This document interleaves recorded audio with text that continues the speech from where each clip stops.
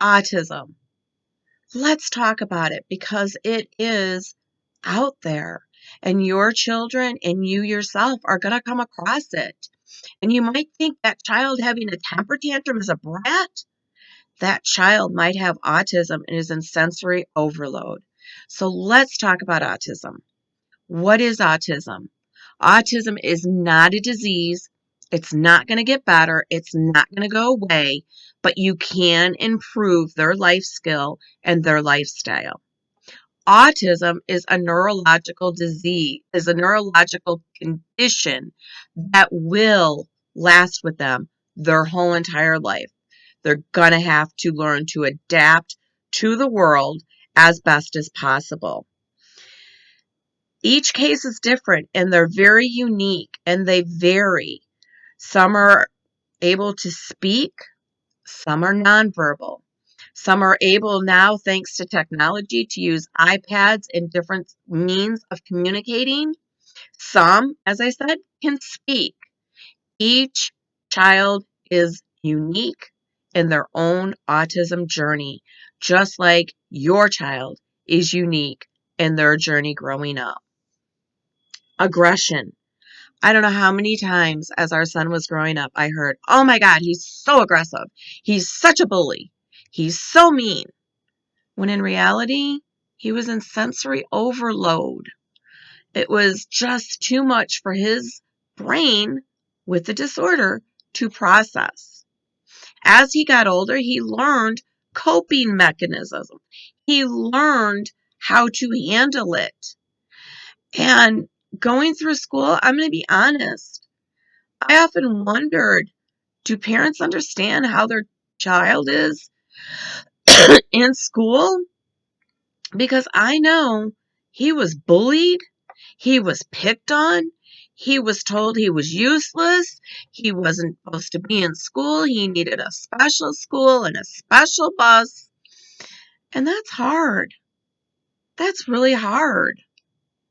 And so the tips today I want to share with you, if you have a child and they're in a public school system, or even if they're in a private school system, educate them on kids that are different, on kids that do have disabilities early on, because they do want friendships, but they're bullied so much, they just withdraw and withdraw and withdraw and don't want to bother anymore. That's it. But if, as parents, not just the parents raising that child, other parents would share with their child, hey, don't pick on little Susie. You don't know the whole story. Hey, give them a chance. So you need to pay attention with your child, if you have a child with autism, about the noises and about the lights and about, are they flashing lights? Are they solid lights?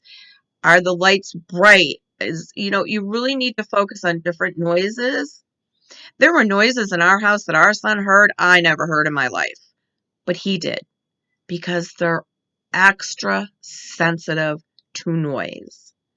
So, if your friend has a friend with autism, get to know them. If your house is usually chaotic and loud, try to tone it down. I'm not saying change it completely, but maybe instead of 5 lights on, you can put 2 or 3. Maybe instead of the music blasting really, really loud, because that's how you like it to jam to cook dinner or whatever you're doing, just turn it down a little bit.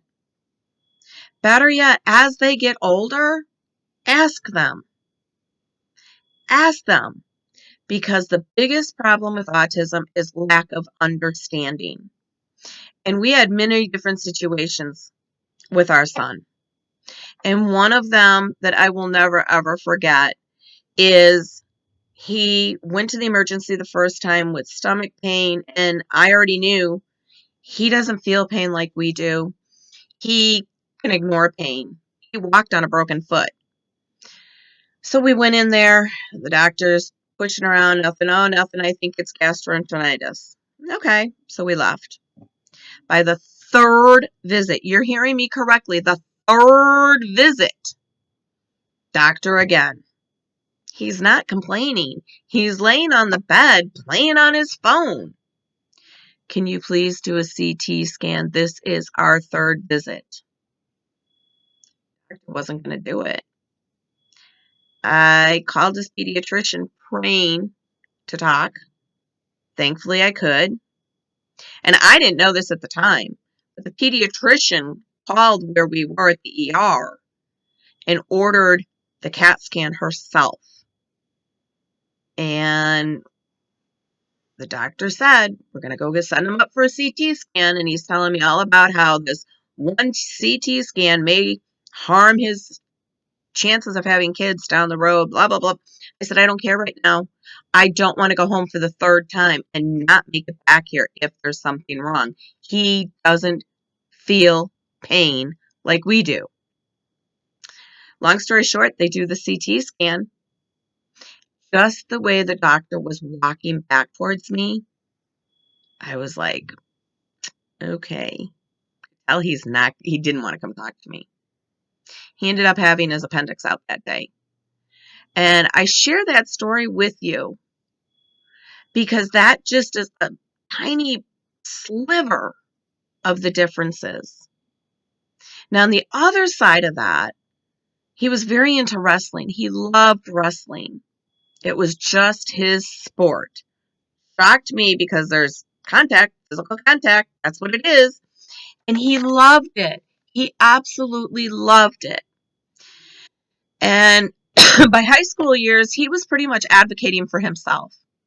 And he had fantastic advocates with him at high school, a social worker and a guidance counselor and another advocate that were amazing that I actually got to back further and further and further away because they were all doing it with him. And I will never forget the day because I was so used to of his autism and people talking to me about his autism and blah, blah, blah, blah, blah, that his coach said to me, he's just another wrestler. I have no problems with him. We do great. And to hear that, I was like, he's going to be fine. Now, he is fine. He is graduating college this year. And through college, he did an internship and an op-ed. Don't ask me the difference. Don't know. He was offered a job. And here's the little boy that I knew nothing about raising, was so afraid of him being bullied, was so afraid of him not having a bright future and any door he wanted to open be a possibility. He is graduating in May and he already has a secured full-time job and a start date. Do you have a child with autism on the spectrum? You're lost, you're confused, you're frustrated? Follow me because I will share more tips. But if you really, really need to contact me, look for me on Facebook at Joni, Joni, Dennis, Denis, Goodman with 2 N's at the end. I'd love to help you because no mom should ever have to suffer alone. And if you're maybe an aunt or an uncle or a friend and you're not sure how to help, reach out to me. Let's get together. Talk to you soon. Bye-bye.